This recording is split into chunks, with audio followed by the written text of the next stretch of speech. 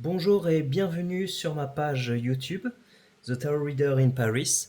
Alors avant de démarrer la description de la huitième carte, la justice, n'oubliez pas de regarder mon compte Instagram, The Tarot Reader in Paris. Vous pouvez communiquer avec moi et éventuellement me demander des consultations individuelles et privées. Alors c'est parti pour la carte numéro 8, la justice. Comme vous pouvez le voir, la justice est la seule carte qui vous regarde dans les yeux. La justice, c'est froid, c'est intraitable.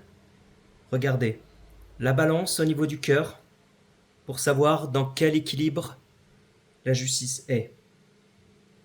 Vous avez l'épée que la justice tient sur la main droite, symbole de pouvoir.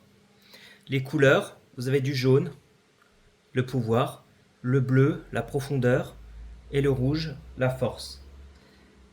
Ce qu'on peut voir surtout dans un tirage, c'est que la justice rigidifie les autres cartes. Avec elle, il n'y a pas beaucoup de sentiments.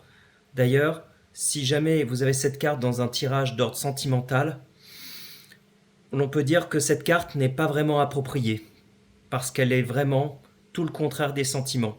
Elle vous regarde droit dans les yeux, elle est intraitable.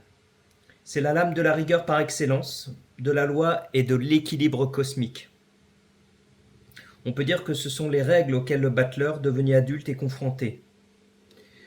Cette carte, la justice, représente également les administrations, contingences humaines, les limites à ne pas dépasser.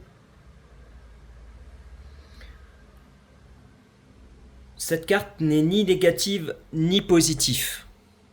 Mais ce qu'on peut dire surtout, c'est que elle est très droite, dans le sens où si par exemple vous posez des questions sur d'éventuels contrats, la justice effectivement est une excellente carte, mais par contre sur le domaine sentimental, elle n'a pas vraiment sa place. Donc si vous avez cette carte dans un tirage plutôt d'ordre affectif, c'est très rigide.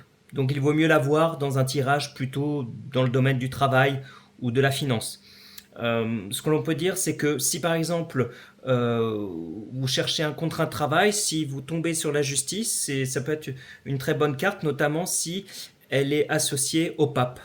Voilà, car le pape plus la justice, c'est vraiment le duo pour un contrat de mariage, contrat de travail ou autre. Je vous dis à bientôt et allons tous ensemble vers la carte numéro 9, l'ermite.